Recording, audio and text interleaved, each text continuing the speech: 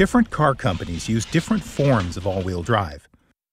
In a certified independent test, we chose 5 vehicles within the same class to see how those different forms of all-wheel drive transfer power.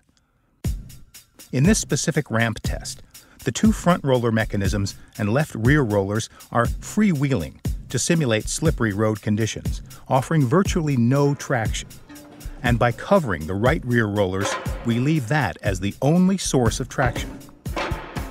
The driver will maintain constant pressure to the accelerator, and once the wheels slip, each system should direct enough power to the right rear wheel to climb the ramp.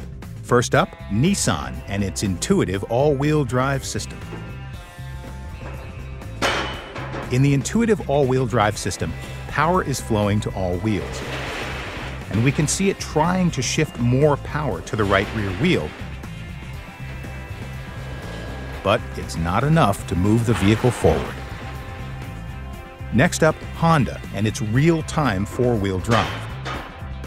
Now, this is a front-wheel drive-based all-wheel drive system, where all the power is in the front until it detects slipping. And only then is it transferred to the rear wheels, but there's clearly not enough power to climb. Let's see how Ford and its intelligent 4-wheel drive does.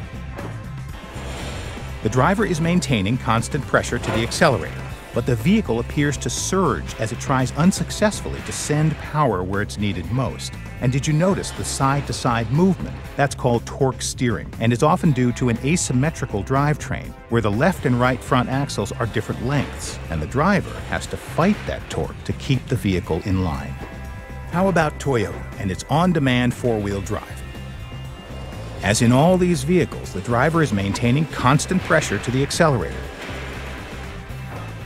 But listen, the engine speed changes as the system tries to take control from the driver and transfer power to the right rear wheel, but there is not enough power to provide the traction it needs.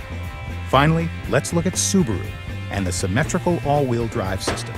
With power flowing continuously to all wheels, it senses the loss of traction and sends more power to the right rear wheel, allowing it to find its grip and move the vehicle up the ramp.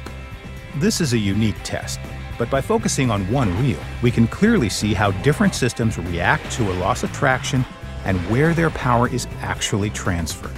Ideally, an all-wheel drive system should be able to direct power where it's needed most. Symmetrical all-wheel drive does exactly that, and this system is standard in every Subaru vehicle.